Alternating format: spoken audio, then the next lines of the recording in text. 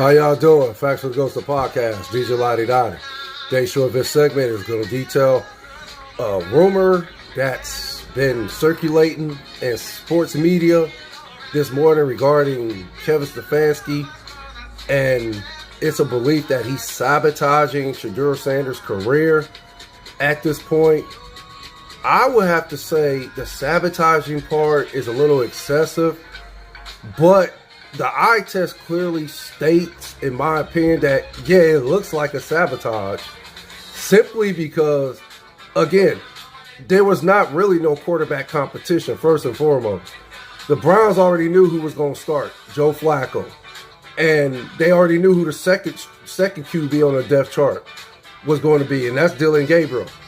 Now, whether Shedeur is going to be the third or fourth, pending on Kenny Pickett's health, we'll have to see what happens with that. But for them to come out and say that it's a quarterback competition, and clearly it wasn't, that's why the word sabotage is being utilized amongst sports media and, football fans for the most part.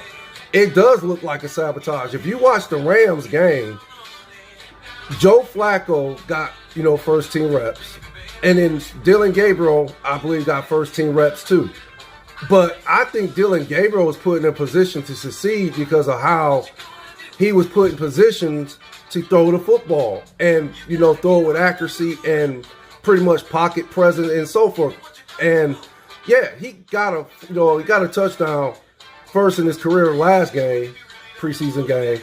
But again, it just looks like he was put in position to succeed by Kevin Stefanski. And while Shedeur Sanders, who played, I believe, the second half, he was put in a position to fail. Why would you put him in there with 4th and 15 reps?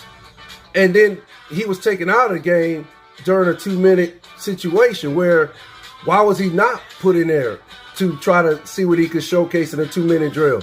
Instead, they went with a guy named, they call him Snoop Huntley, which he was cut yesterday.